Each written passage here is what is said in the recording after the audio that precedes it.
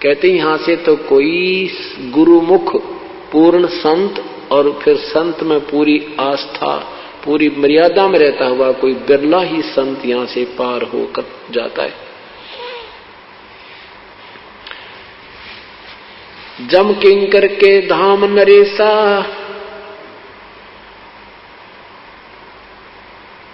जम किंकर के धाम नरेसा, सट दर्शन के बंधे केसा, विष्णु पुरी लुटी विद भारी, जहाँ चंदा बदनी कामनी नारी, भोग विलास करें जहाँ प्राणी, बोर परत हैं चारों खानी।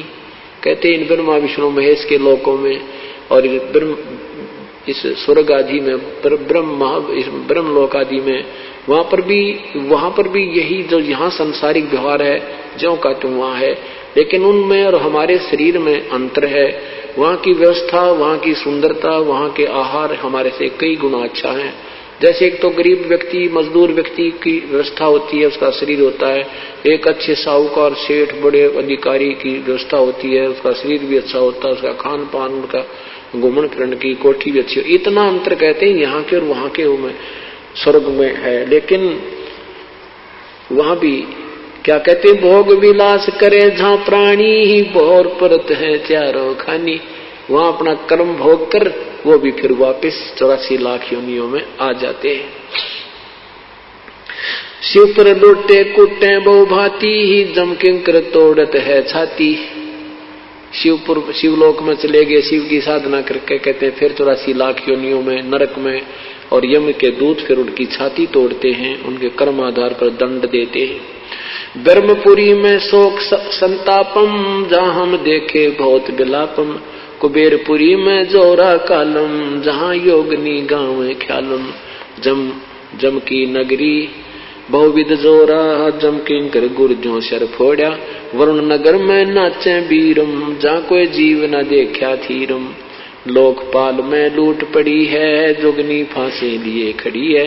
स्वर्ग बैकुंठ मठ सब लूटे, बिस्त बीच थे सो ना छूटे। ब्रह्मांड 2100 आग लगी है, या कृत्रिम बाजी सभी ठगी है। क्या बताते हैं कि इस 21 ब्रह्मांड में यह आग लगी है। यहाँ जैसी व्यवस्था आपकी इस लोक में है, ऐसी ही स्वर्ग में, ऐसी ही विष्णु जी के लोक में, ऐसी शिवलोक में, और एक स्वर्ग के अंदर स्वर्ग लोक जो है उसमें बहुत ज्यादा द्वीप बने हैं। उसमें 7 करोड़, जैसे हमारी ये पृथ्वी है इससे भी बड़ी बड़ी पृथ्वी है 7 करोड़ स्वर्ग के अंदर। और उनमें अलग अलग इनके जो अच्छी आत्माएं होती हैं उनको अलग से देव बना करके उनका प्रभु बना दिया जाता है। उनका जैसे छोटा मोटा कोई चेयरमैन बना देते हैं, तो उनको अलग अलग स्थिति दे रखी है। तो परमात्मा कहते हैं तो ये कहते हैं 21 ब्रह्मांड में तो यह आग लगी है। यहाँ साधना की ऊपर के लोकों में खाली, वहां भी यही बकवादे हैं, राग द्वेष खेचा ताणी लठम लट्ठा। आपने इतिहास पढ़े होंगे, स्वर्ग में एक बार राक्षसा ने हमला कर दिया, किसी ते भी ना मरे, विष्णु ते भी ना मरे। फिर एक पता नहीं वो एक दधीचि ऋषि था, उसकी हड्डी का तीर बनवाया, फिर वह मेरे। ये सारे न्यूय कहते हैं 21 ब्रह्मांड में आग लगी है। और यह कृत्रिम यह बनावटी 21 ब्रह्मांड काल के ये सभी ठगी है। सतभक्ति ना करने से ये ऐसे ही जन्म मृत्यु में अपना जीवन व्यर्थ करते रहते हैं। तो यहाँ परमात्मा कहते हैं कि ये जो शास्त्र विरुद्ध साधक हैं, ये बेशक आपको कितने ही सिद्ध लगते हैं, कितने ही इनके अंदर सिद्धियां हैं, चाहे आकाश में उड़ जाते हैं, चाहे ये सागर समुद्रों को भी पी जाते हैं फिर वापस छोड़ देते हैं, इनकी मुक्ति नहीं है। ये साधना परमात्मा पाने के लिए, क्योंकि शास्त्र विरुद्ध है। और शास्त्र विधि को त्याग कर मनमानी जो पूजा करते हैं उनको ना कोई लाभ होता है, ना कोई कार्य सिद्ध होता है, न ही उनको कोई सुख होता, अर्थात उनकी साधना व्यर्थ होती है। बोलो सतगुरुदेव की जय।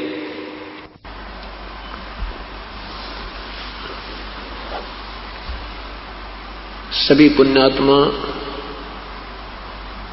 परमेश्वर की महिमा कल से सुन रहे हैं।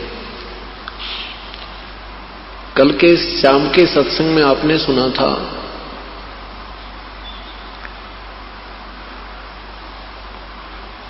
कि किस परमात्मा की क्या स्थिति है।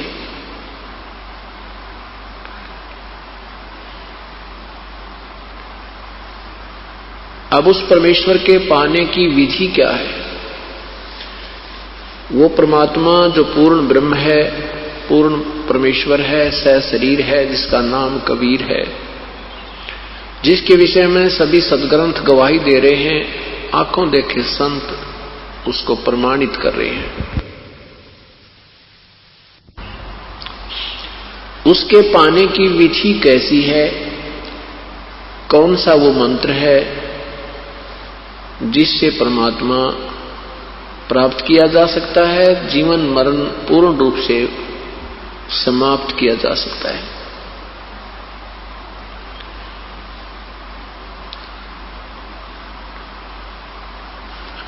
एक समय की बात है, एक धर्मदास नाम के श्रद्धालु अपनी साधना करते हुए अपने पूज्य गुरुदेव के अनुसार जो मार्गदर्शन उसे प्राप्त था, सर्व क्रियाओं को करते हुए अपनी साधनाओं में संलग्न थे।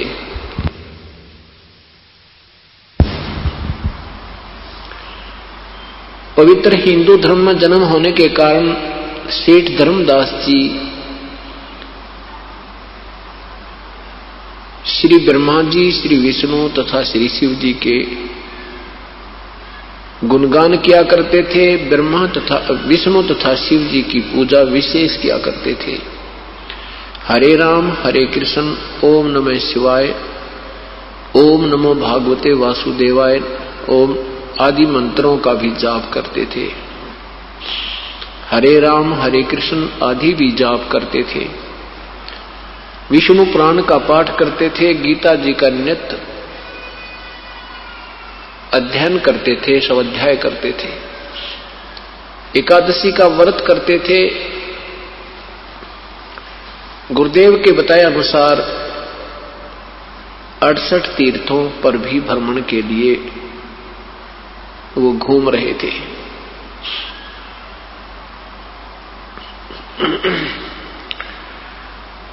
अड़सठ तीर्थों पर भ्रमण के लिए श्री धर्मदास जी घर से निकले। सर्वप्रथम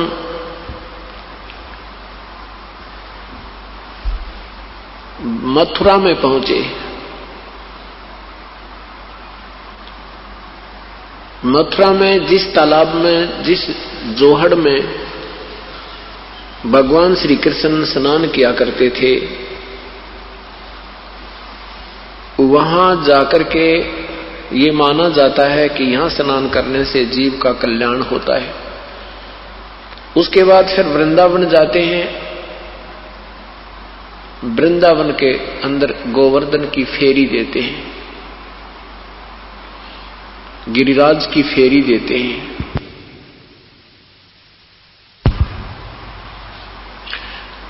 वृंदावन के बाद फिर बरसाने में भी जाते हैं, जहां की राधा जी थी।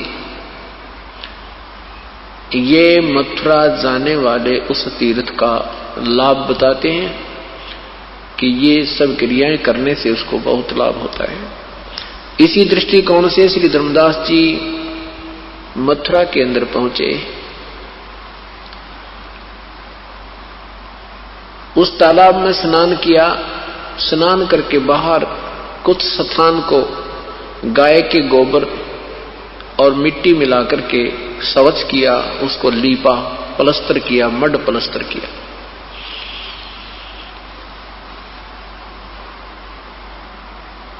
फिर उस स्वच्छ स्थान के ऊपर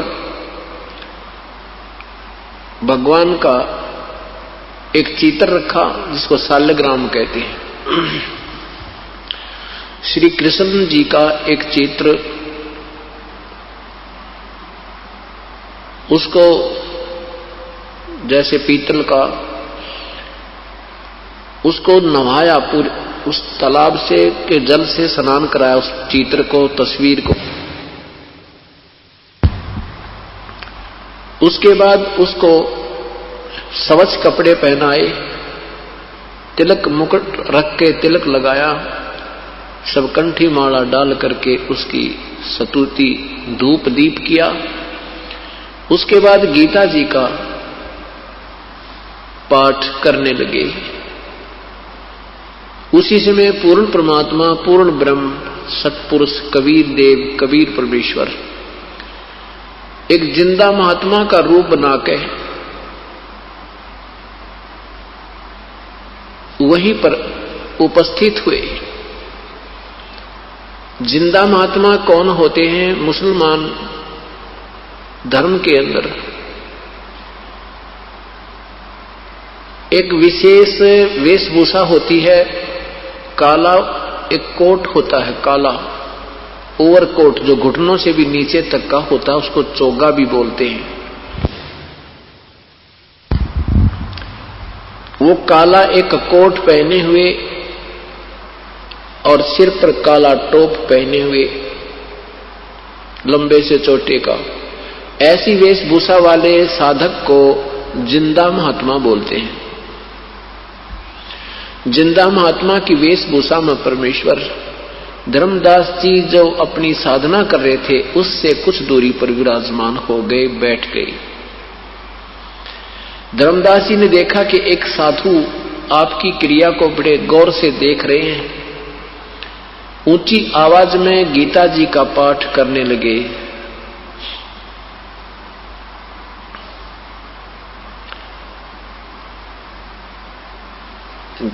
श्री धर्मदास साहिब जी ने जब अपनी पूरी क्रिया कर ली, उसके पश्चात परमेश्वर ने उनके सामने विनय की कि हे वैष्णव साधु, क्योंकि श्री धर्मदास जी ने वैष्णव परंपरा से उपदेश प्राप्त था। श्री रूपदास जी उनके गुरुदेव थे। वैष्णव परंपरा के संत साधु साधक की क्या पहचान होती है कि गले में एक तुलसी का एक ही मनिया होता है, मोटा सा तुलसी की लकड़ी का एक मनिया होता है, मणका, और उसको गले में सूत के धागे में डालकर लटकाए रखते हैं। उससे पहचान होती है कि ये वैष्णव परंपरा से उपदेश प्राप्त प्राणी है।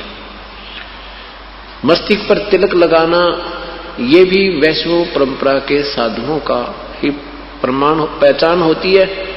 उस पे 3 तिलक लगाते हैं।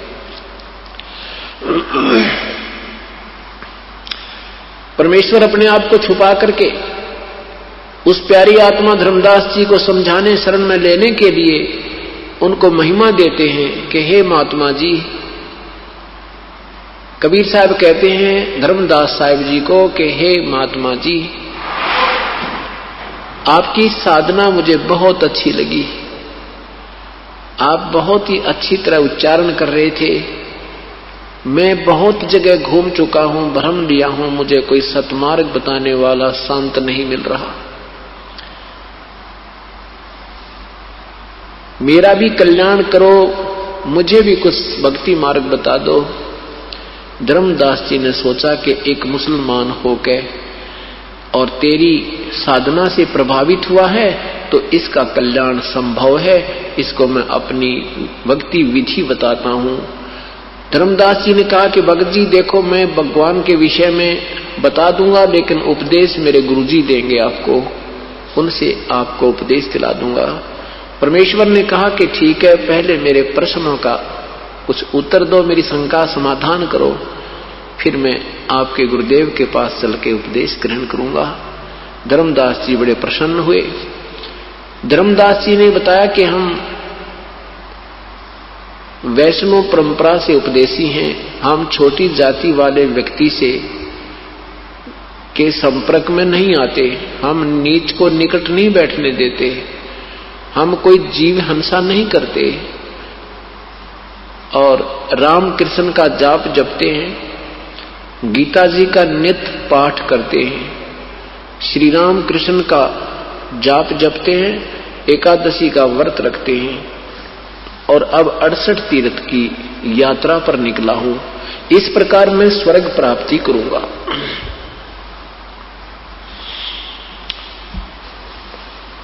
परमेश्वर ने कहा, ठीक है महात्मा जी, मैं कुछ शंका समाधान के लिए प्रश्न करना चाहता हूं। धर्मदास जी ने कहा, शौक से कीजिए, शंका समाधान नहीं होगा तो आप कैसे भक्ति कर पाओगे। परमेश्वर ने कहा, आपने कहा कि मैं स्वर्ग जाऊंगा, इस तरह इस विधि से मैं स्वर्ग प्राप्ति करूंगा। आप स्वर्ग के अंदर कितने दिन रहोगे संत जी?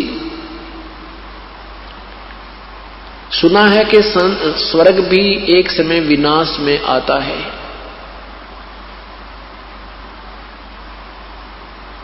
और ब्रह्मा विष्णु महेश को भी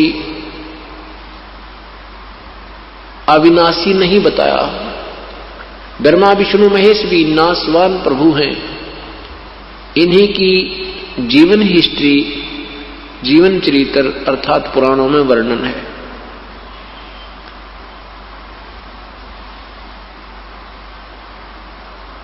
अब धर्मदास जी इस बात को सुनकर बड़ा दुखी होता है कि ये ऊटपटांग बातें करने लगा। फिर भी सोचा कि प्रश्न किया है तो उत्तर दूंगा ही।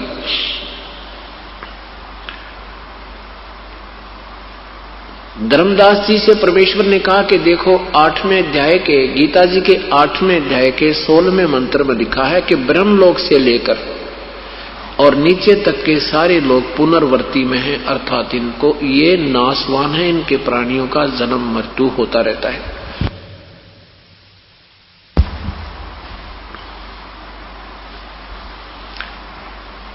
अब धर्मदास जी नित्य पाठ करते थे, परंतु गीता जी को इतनी गहराई से नहीं सोचते थे। उनको वो श्लोक और अध्याय याद थे, नित्य पाठ करने से वो कंठस्थ याद थे। धर्मदास जी ने सोचा, लिखा तो ऐसा ही है। तो फिर स्वर्ग में गए हुए प्राणी भी पूर्ण मोक्ष प्राप्त नहीं हुए, उनका भी जो है भजन भक्ति सफल नहीं हुआ। धर्मदास जी से प्रार्थना की कि जैसे एक किसान था, उसको बहुत ही देर के उपरांत एक संतान रूप में पुत्र प्राप्त हुआ। पुत्र 12 वर्ष का हुआ तो पिता की आयु 65 वर्ष की हो चुकी थी। किसान ने सोचा कि मैं वृद्ध हो चुका हूं, ना जाने कब यहां से जाने का समय आ जाए, मेरा पुत्र अभी बच्चा है, इसके लिए मैं अपने इस कृषि के अनुभव को लिख देता हूं और बच्चे को कह देता हूं, बेटा जब भी तू किसी वस्तु के में किसी भी क्रिया में, किसी फसल के बीजने में अगर तू दिक्कत महसूस करे तो मेरे द्वारा लिखे हुए इस अनुभव का सहयोग लेना और इसको पढ़ लेना। पिता की मृत्यु हो जाती है और वो पुत्र प्रतिदिन पिता के अनुभव को एक बार पाठ कर लेता है, और जैसे पिता ने उसमें लिखा है ऐसे वो क्रिया कर नहीं रहा तो क्या वो सफल हो जाएगा अपने कृषि के व्यवसाय में? धर्मदास जी को परमेश्वर ने प्रसन्न किया। धर्मदास जी ने कहा कि ये तो हो ही नहीं सकता, वो तो जैसा उसके पिताजी ने अनुभव लिखा है ऐसे वो पुत्र करेगा तो उसकी फसल तैयार होएगी। प्रभु ने कहा कि ठीक इसी प्रकार प्यारी आत्मा, जो गीता जी में लिखा है ऐसा आप करोगे तो आपको प्राप्ति होगी, जो भी आप उद्देश्य रखते हो। और यदि गीता जी के पाठ को नित्य करते हो, उसके विपरीत क्रिया करते हो तो आपको क्या मिलेगा? सफलता या असफलता? धर्मदास जी चुप हो गए।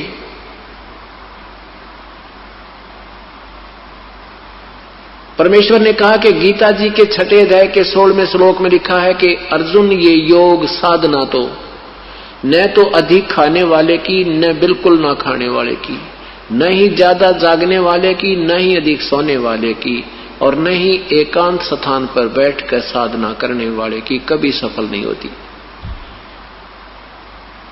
बिल्कुल न खाना, व्रत रखना, एकादशी के व्रत न केवल जलपान करते हैं, वो भी शाम के समय थोड़ा सा, नहीं आहार नहीं करते। अब तो क्योंकि अब समय बदलता जा रहा है, अपनी अपनी क्रियाएं बदलती जा रही हैं, लेकिन पूर्ण एकादशी के व्रत को बिल्कुल आहार नहीं किया जाता। तो परमात्मा ने कहा कि जब तुम, गीता जी मना कर रही है कि व्रत मत करो और तुम व्रत कर रहे हो, तो गीता जी की अवहेलना कर रहे हो, शास्त्र विधि त्याग का मनमानी पूजा कर रहे हो। हरे राम हरे कृष्ण सीताराम राधे श्याम राधे राधे श्याम मिला दे, ये क्या गीता जी में कहीं लिखा है? गीता जी में लिखा है 8वें अध्याय के 13वें श्लोक में कि ओम इति एक अक्षरम ब्रह्म व्यवहारण माम अनुसमरण, यह प्रयाति तजन देहम सयाति परमाम गतिम। मेरा तो एक अक्षर का ओम नाम है, मुझ ब्रह्म के सिमरण करने का उच्चारण करके ओम ओम ओम ओम ओम ओम ऐसे, और जो इस तरह साधना अंतिम श्वास तक करता है वो मेरे वाली परम गति को प्राप्त होता है। ये हरे राम राधे कृष्ण सीताराम ओम नमः शिवाय ओम नमो भगवते वासुदेव, ये मंत्र मनमुखी है, मनमानी साधना, मनमाना आचरण है। इसके विषय में पवित्र गीता जी के ध्यान नंबर 16 के मंत्र नंबर 23-24 में कहा है कि जो शास्त्र विधि को त्याग कर मनमाना आचरण अर्थात पूजा करते हैं, उनको ना कोई सुख हो है, ना कार्य सिद्ध हो है, ना ही उनकी कोई गति हो है, यूजलेस प्रयत्न है। अब धर्मदास उस परमेश्वर के मुख की तरफ देख रहा है कि ये मुसलमान होकर के और गीता को इतने प्यारे ढंग से विवरण कर रहा है, ये कहानी क्या है? मुसलमान लोग तो अपने कुरान शरीफ के अतिरिक्त किसी शास्त्र को छूते भी नहीं।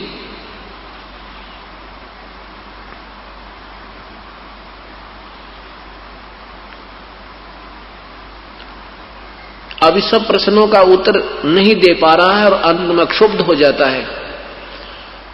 दुखी होकर के धर्मदास सोचता है कि मुसलमान है, इसने कहीं से सुन लिया होगा किसी से और हमारे हिंदू धर्म की बेइज्जती करना चाहता है।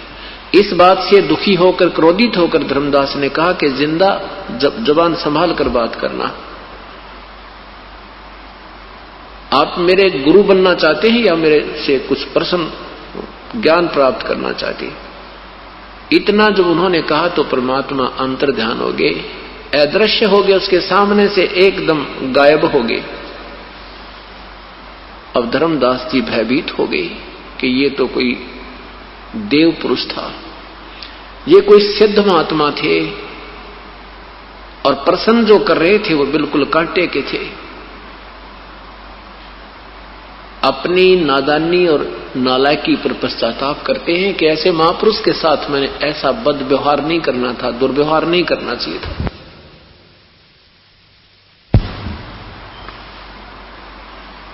और गीता जी को उठाकर देखते हैं, वो ज्यों का तो मिलता है 8वें अध्याय का 13वां श्लोक, और कोई मंत्र नहीं मेरे जाप करने का, ऐसा गीता जी में ठोक के प्रमाण दिया है। और गीता जी अध्याय नंबर 17 के मंत्र 23 में लिखा है कि उस परमात्मा के पाने का ओम तत्सत इति निर्देश ब्रह्मण त्रिविध समर्थ है। उस परमात्मा के पाने का तो वो 3 मंत्र का जाप है। ओम तो सीधा ही है, तत्सत ये सांकेतिक है। अब धर्मदास जी सारी रात चिंतित रहे, जो क्रिया वो करते थे उसको करने को कति दिल नहीं कर रहा था। सुबह उठा, स्नान किया, स्नान करके वो शाल्यग्रामवादी की पूजा को करने को नहीं दिल कर रहा था। उसने सोची खाना बना ले पहले। अब सुबह उठा, अंधेरे में उठते ही उसने अपना खाना बनाया, लीपा, उसी प्रकार मड प्लस्टर करके लीप के गारा और गाय के गोबर से खाना बनाने लगा। तो एक मोटी लकड़ी जो बीच से थोथी थी, उसमें सुराख था आर पार, और उसमें ढेर सारी चींटियां थी। वो धर्मदास को अंधेरे में दिखाई नहीं दी। श्री धर्मदास साहिब जी ने चूल्हा बनाया, जंगल से लकड़ियां चुनी, उनको जला करके सहयोगी लकड़ी लगा के एक मोटी लकड़ी लगाई जो बीच से थोती थी, उससे अपना खाना बनाने लगा। अब वो लकड़ी जलती जलती जब निकट आई तब तक कुछ अंधेरा सा छट गया था, चांदना सा रोशनी हो गई थी और जलती जलती लकड़ी चूल्हे के पास आ गई थी। धर्मदास जी की दृष्टि पड़ी तो क्या देखा कि चींटियां अपने अंडे मुंह में लेकर और कुछ वैसे उस लकड़ी के अंदर से बाहर निकलने का प्रयत्न कर रही हैं और लकड़ी के बाहर एंड पॉइंट पर अंतिम हिस्से पर एक तरल पदार्थ उबल रहा था, उबल रहा होता है, वो उबल रहा था, उसमें से चींटियां बाहर निकलने की चेष्टा कर रही थी, जल जल कर उस पर गिर गिर कर चटक चटक होकर के वो जल रही थी, कुछ अंदर अग्नि से जल रही थी।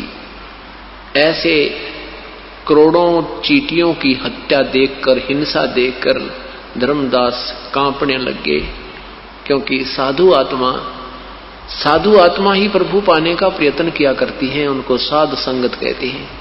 तो वो साध आत्मा थी, परमात्मा ऐसे सुबह सुबह इतनी हिंसा देख करके वो सारा कांप गया, शेष लकड़ी पर तुरंत पानी डाल दिया, जितना भोजन बन गया था सो बन गया था, फिर भोजन नहीं बनाया। अपने आप में सोचने लगा, देख मैंने आज कितना पाप कर दिया, हे भगवान मैं तो महादोषी आत्मा हो गया, आज इस अपराध को कैसे विनाश किया जाएगा। आपे निष्कर्ष निकाला कि आज मैं निराहार रहूंगा और इस भोजन को किसी साधु संत को खिला दूंगा, मैं आहार नहीं करूंगा, मैं पाप मुक्त हो जाऊंगा।